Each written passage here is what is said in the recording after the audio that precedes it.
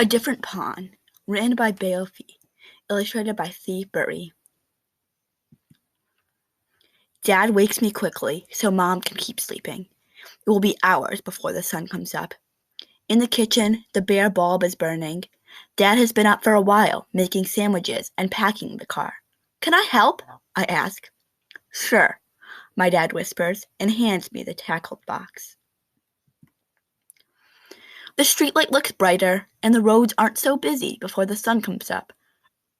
Dad turns on the heater and tells me stories. A kid at my school said my dad's English sounds like a thick, dirty river. But to me, his English sounds like a gentle rain. We stop at the bait store on Lake Street. It always seems to be open. "You're here early today," the bait man says. "I got a second job," my dad explains. "I have to work this morning." "On a Saturday?" the bait man asks. My dad nods. I feel the bag of minnows move. They swim like silver arrows in my hand. It's still dark when we get to the pond. We park the car and climb over the divider between the road and the trees. My dad holds my hand and walks ahead to the tangle and scrub. "Step where I step," he says. I'm thinking about what Dad told the bait man. "If you got another job, why do we still have to fish for food?" I ask. "Everything in America costs a lot of money," he explains. I feel calluses on his hand when he squeezes mine. Sometimes a humming man is at the pond. He speaks English like my dad and likes to tell funny jokes. Sometimes there is a black man there, too. He shows me his colorful lure collection. This time, it is just me and my dad. It is a little bit cold. I rub my hands together, yawn, and I look up to see faint stars like freckles. As Dad sets up in a clearing, I gather small, thin twigs for a fire. They need to be dry and clean. I count 1, 2, 3, 4, 5, 6, 7, 8, 9, 10, and then 10 more for later. I put some rocks in a circle and set up the twigs. Like a volcano, Dad reminds me. I set one end of each twig down, the other up, leaning them in so they rest against each other and hold each other up. I get into light with just one match. Dad nods. "You want to put a minnow on the hook?" Dad asks. I want to help, but I shake my head. I don't want to hurt that little fish, even if I know it's about to be eaten by a bigger one. My dad smiles. He isn't upset with me. Dad hands me a sandwich, cold bologna, between 2 pieces of bread. "Careful of the spicy stuff," he says. There's half a peppercorn, like a moon, split in 2, studded into the meat. "I used to fish by a pond like this once when I was a boy in Vietnam," Dad says, biting into a sandwich. "With your brother?" I ask.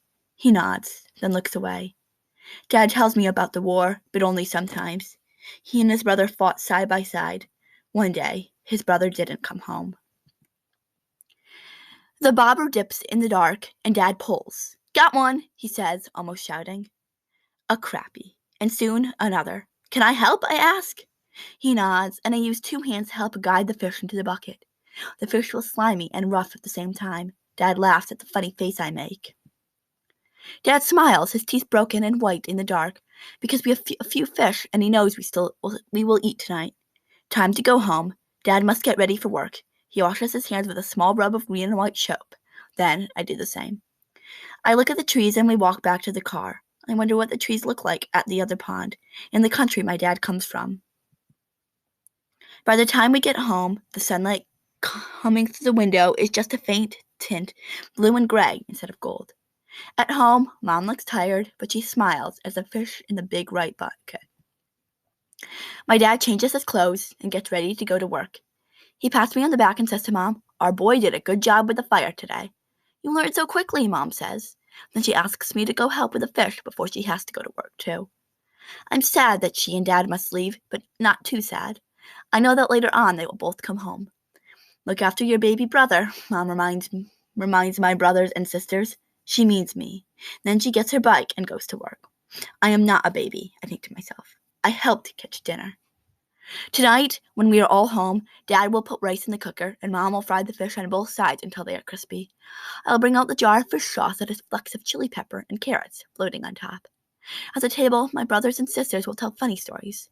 Mom will ask about their homework. Dad will nod and smile and eat with his eyes half closed.